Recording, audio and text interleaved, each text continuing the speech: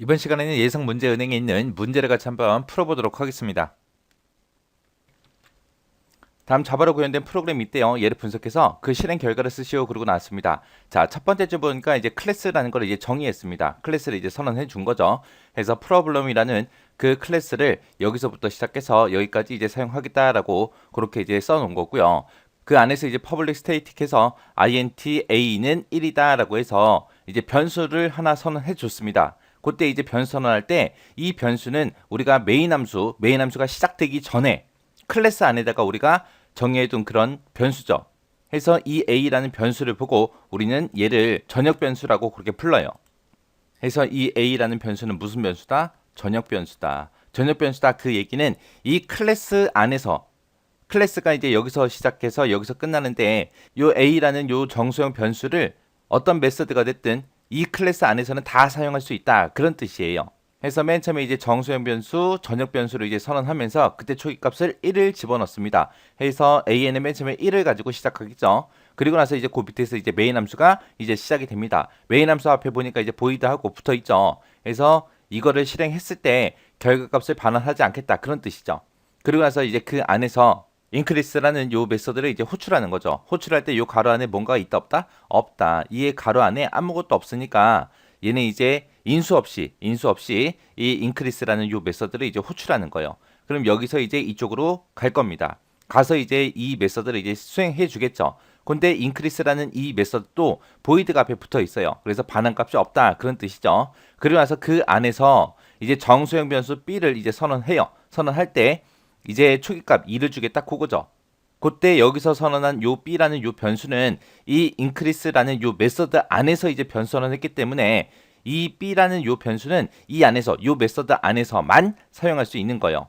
그래서 맨 처음에 이제 b라는 변수에다 2 주고 시작했으니까 맨 처음에 이제 b라는 거는 이제 2라는 값을 가지고 이제 시작을 할 거예요. 그때 요 b라는 요 변수를 보고 뭐라고 부른다? 우리가 지역 변수라고 그렇게 부르더라. 요 지역 변수 b에 들어있는 거는 이 메서드가 끝나는 순간 이 b라는 변수는 이제 소멸되는 거예요. 없어지는 거예요, 완전히.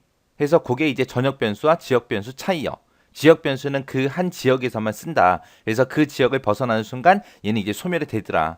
근데 요 a라는 요 전역 변수는 이 클래스가 끝날 때까지 모든 메서드에서 다 사용할 수 있는 그런 변수다. 그래서 이 a라는 이 전역 변수도 이 클래스를 이제 벗어나면 이제 얘도 당연히 소멸이 되겠죠. 그게 이제 전역 변수와 지역 변수 차이예요. 자, 그렇게 해서 이제 b라는 변수에다가 이제 2라고 그렇게 초기값 주면서 이제 정수형으로 그렇게 선언했고요. 그 밑에서 이제 시스템 아웃 프린트f에서 출력하래요. 출력하긴 출력하는데 뭘 출력해라? 플러스 플러스 a 그리고 플러스 플러스 b의 요 값들을 이제 출력을 하는데 여기에는 이제 전부 다 전치 연산이 붙어 있기 때문에 a의 값을 1 증가시키고 출력하는 거죠. b의 값도 1 증가시키고 출력하는 거고요. 그래서 맨 처음에 이제 a라는 변수에는 1이 들어있다가 전체 연산을 만나서 이제 2가 될 거고요. b라는 변수도 2라는 값을 가지고 있다가 이제 전체 연산을 만나서 이제 3이라고 그렇게 숫자가 증가가 될 거예요. 이렇게 이제 증가한 그 값을 어떻게 해라? %d%d에서 정수형으로 출력하고 줄 바꾸고 끝내라 그거죠. 그래서 맨 처음에 여기서 이제 출력되는 그 값이 2, 한 칸 띄고 3하고 그렇게 출력이 될 거예요.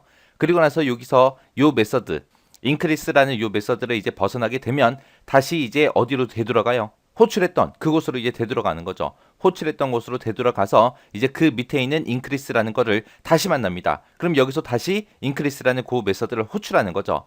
해서 다시 이쪽으로 내려가요. 내려가서 그때 이제 b라는 변수를 다시 선언하는 거죠. 그럼 이제 b라는 변수는 아까 여기서 increase라고 해서 첫 번째 이제 호출해서 되돌아갈 때 이제 이 b라는 변수는 이제 완전히 소멸이 되는 거예요.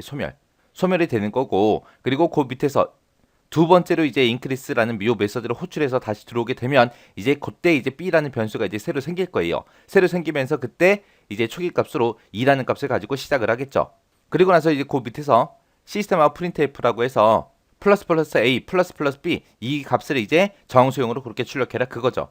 그때 이제 a라는 변수에는 지금 현재 2라는 값이 들어있고요. 거기서 이제 또 1 증가시키게 되면 이제 a는 3이라는 값을 가지고 오고 b라는 변수는 지금 현재 2를 가지고 있고요. 거기서 또 1을 증가시키게 되면 이제 3이 되겠죠.